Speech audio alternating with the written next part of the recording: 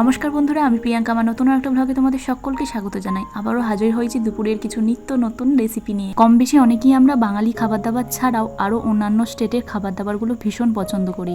তার মধ্যে আজকে যেমন আমি বানিয়েছিলাম সাউথ ইন্ডিয়ার বেশ ফেমাস একটা রাইসের রেসিপি, লেমন রাইস। তার জন্য নর্মাল বাড়ির যে সিদ্ধ চালের ভাত খাই সেটা আগে থেকে করে রেখে দিয়েছিলাম। একটু বাদাম নিয়েছি, যেটাকে শুকনো খোলায় একটু লবণ দিয়ে ভেজে নেবো।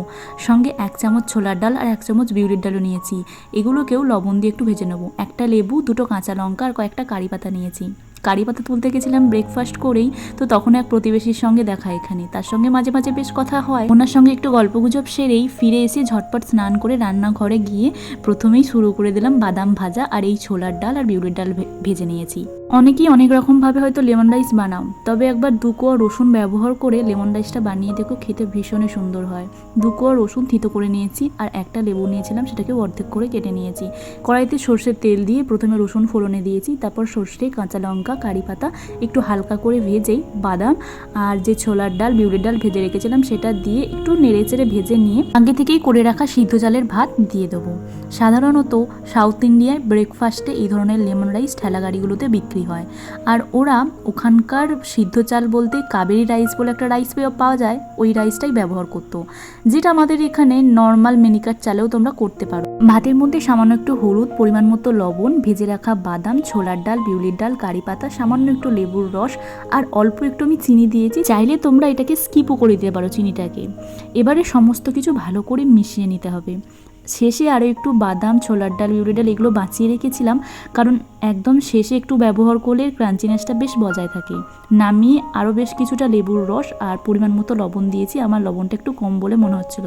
গ্যাসে বসানো অবস্থাতেই যদি পুরো লেবুর রসটা দিয়ে দাও তাহলে টক ভাবটা পাবে না, তাই নামিয়ে হালকা একটু ঠান্ডা হলে লেবুর রসটা দিও, তাতে করে টক স্বাদটা ভালো মতো পাওয়া যায়। এই রাইসটা শুধু ওখানে সকালের ব্রেকফাস্টে খেলে এক ধরনের চাটনি হয়, সেটা দিয়েই সার্ভ করে। আর যে বন্ডাগুলো পাওয়া যেত ওই বন্ডা সার্ভ করতো। তবে আমরা তো বাঙালি, দুপুরে এই ধরনের রাইসের আইটেম থাকলে কিছু তরকারি পাতি থাকবে না তা কি হয়? আর এমনি শুধু রাইস খেতেও খুব একটা ভালো লাগে না আমার। তো ওকে চাটনি দিয়ে দিলে পুরোটাই সাফাচাট করে দেবে। তো দুজনের জন্য একটু চিকেন দো পেঁয়াজাটা বানিয়েছিলাম, এর সঙ্গে কম্বিনেশনটা বেশ ভালো লাগছিল।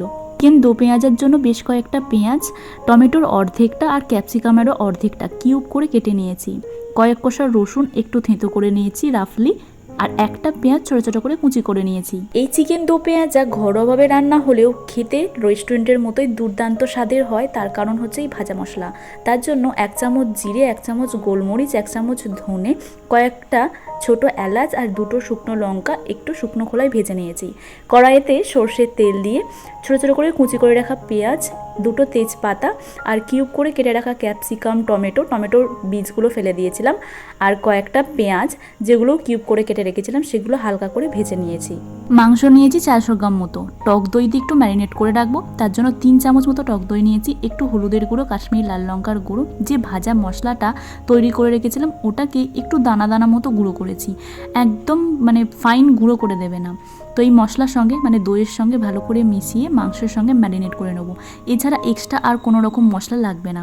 এতেই মাংসটা খেতে এত স্বাদ হয় যে বলে বোঝানো যাবে না। এই পেঁয়াজ ক্যাপসিকামগুলো ভাজা ভাজা করছিলাম, ওর মধ্যে থিতো করে রাখা রসুনটা দিয়ে আরও কিছুক্ষণ ভেজে নিয়েছি, যাতে রসুনের কাঁচা গন্ধ না থাকে। একটা পেস্ট বানিয়ে নিয়েছিলাম আদা, কাঁচা লঙ্কা আর অর্ধেক টমেটোর। সেই মশলাটা দিয়ে একটু ভালো করে কষিয়ে তেল ছেড়ে এলে ম্যারিনেট করে রাখা মাংসটা দিয়ে দিয়েছি। মাংসটা চাইলে তোমরা ম্যারিনেট করে আধ ঘন্টা মতো ফ্রিজে রাখতে পারো, তবে আমার হাতে সময় ছিল না বলে বেশি সঙ্গে সঙ্গেই বানিয়ে নিয়েছি। এবার যতটা মাংস কষাবে ততই এর মাংসর স্বাদ আরও বেশি ভালো হবে। ঢাকা দিয়ে দিয়ে গ্যাসের আঁচটা লোয়ে রেখে মাংসটাকে ভালো মতো কষিয়ে নেবো। মাঝে মাঝে একটু নেড়ে চেড়ে নেবে যাতে কড়ার মধ্যে লেগে না যায়। ততক্ষণে চলো আলুর টিকিয়াটা বানিয়ে নিই। এর জন্য তোমাদের আলু পরোটার বানানোর ভিডিওটা দেখতে হবে, কারণ ওখানে পুরো রেসিপিটা দেওয়া আছে। আলু পরোটার জন্য কিছুটা আলু বেঁচে গিয়েছিল, ওর মধ্যে একটু ব্রেড ক্রাম্বস দিয়ে হাতের সাহায্যে কাটলেটের শেপে করে নিয়েছি। এটা শেপটা তোমরা তোমাদের মন মতো দিতে পারো, যে কোনো আকারে। আমি একটু লম্বা চৌকা আকারে করে নিয়েছি। মাঝে মাঝে আবার মাংসটা নেড়েও নিচ্ছি, যদি আবার লেগে যায় সে এক কাণ্ড হবে। মাংসটা ওই দিকের গ্যাসে বসিয়ে এই দিকের গ্যাসে একটা চাটু বসিয়ে দিলাম। শ্যালো ফ্রাই করে নেবো, তোমরা চাইলে এটা ডিপ ফ্রাইও করতে পারো। তাতে করে কিন্তু আরও একটু ব্রেড ক্রাম্বসের পরিমাণটা বেশি দিতে হবে। আমি শ্যালো ফ্রাই করেছি বলে অত বেশি ব্রেড ক্রাম্বস দিতে লাগেনি বা কোনো কর্নফ্লাওয়ারের ঘোল তৈরি করতে হয়নি। ভালো করে চাটুটা গরম করে একটু সাদা তেল দিয়ে এই কাটলেটগুলো দিয়েছিলাম। এবারে বেশ খুব সুন্দর একটা কালার আসা না পর্যন্ত এটাকে ভেজে নিয়েছি।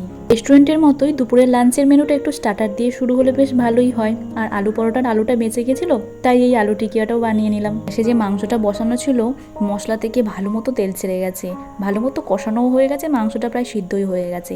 পরিমাণ মতো একটু জল আর লবণ দিয়ে আরও কিছুক্ষণ সিদ্ধ করে নেব। সমস্ত পেঁয়াজ, ক্যাপসিকাম, টমেটো কিন্তু ভাজার সময়তে, মানে মাংসটা যখন কষাচ্ছিলাম সেই সময়তে প্রথমে যে দিয়েছিলাম ক্যাপসিকাম, পেঁয়াজ এগুলো দিয়ে দিইনি।